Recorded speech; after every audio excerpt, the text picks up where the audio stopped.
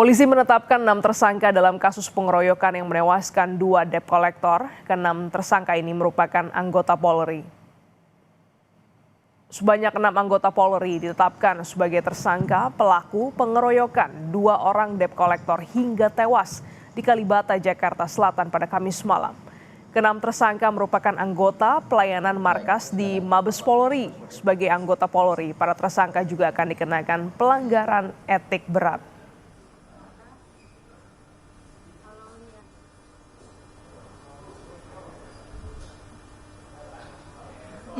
Telah ditetapkan 6 orang anggota Polri.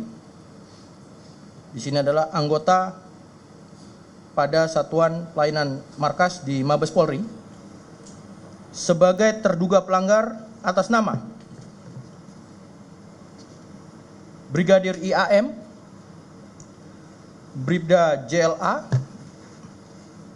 Bribda RGW, Bribda IAB, Bribda BN, Bribda AM berdasarkan alat bukti yang telah didapat terhadap 6 terduga pelanggar telah cukup bukti melakukan dugaan pelanggaran kode etik profesi Polri. Berdasarkan pasal 17 ayat 3 Perpol nomor 7 tahun 2022 tentang kode etik profesi dan Komisi Kode Etik Polri, perbuatan yang dilakukan dengan sengaja dan terdapat kepentingan pribadi dan atau pihak lain dan berdampak terhadap masyarakat, institusi dan atau negara yang menimbulkan akibat hukum, maka terhadap perbuatan 6 terduga pelanggar masuk dalam kategori pelanggaran berat. Satu debt collector yang sebelumnya kritis dinyatakan meninggal dunia setelah mengalami penganiayaan oleh sejumlah orang di kawasan Kalibata, Pancoran, Jakarta Selatan.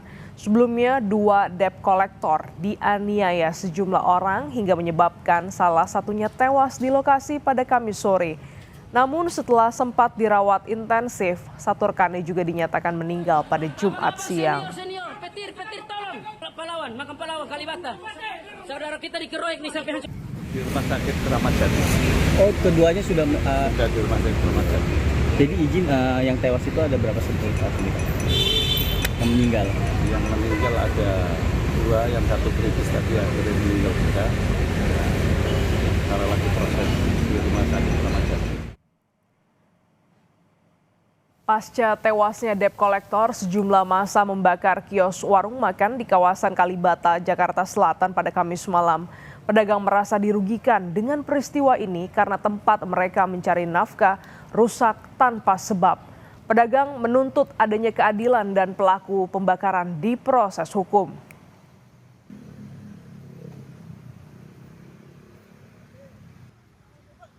Dari UMKM di sini juga sangat syok karena kami menjadi korban dari ketidakadilan oknum yang kami tidak ketahui apa permasalahannya, dan kami menanggung kerugian yang tidak sedikit, hanya meminta yang keadilan saja. Bagaimana UMKM ini memang dibangun dari masyarakat kecil menengah ke bawah, semoga bisa menjadi perhatian negara dan pemerintah untuk menindaklanjuti apa yang terbaik, hukum apa yang terbaik kami mengikuti saja. Usai bentrokan yang mengakibatkan 2 debt collector tewas, lokasi kejadian dipasang garis polisi. Beberapa polisi juga terlihat masih berjaga, dan sementara itu saudara, mencegah bentrokan dengan massa debt collector, Ketua RT mengimbau warga tidak keluar malam. Warga juga diminta tetap siaga.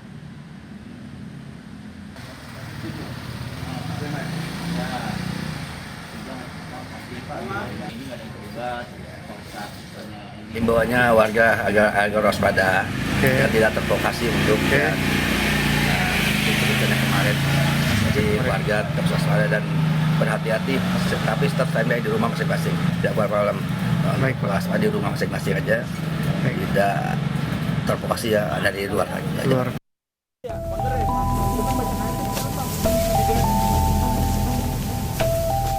Belasan kios warung makan dan sejumlah kendaraan yang terparkir di Jalan Taman Makam Pahlawan Kalibata, Jakarta Selatan dibakar massa Kamis malam. Pedagang yang tengah bersiap berjualan dibuat panik dengan kericuhan ini. Mereka takut lantaran perusakan dan pembakaran menyasar tempat jualan mereka.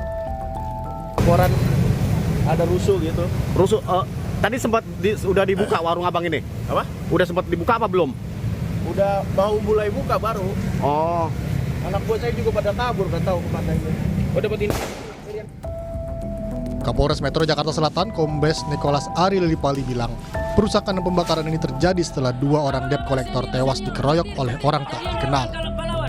Pengeroyokan terjadi saat 2 debt collector hendak menarik sepeda motor.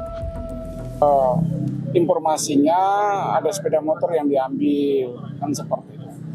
Tiba-tiba ada sekelompok massa yang datang setelah maghrib itu, datang langsung merusak karena dikeroyoknya di TKP di sini.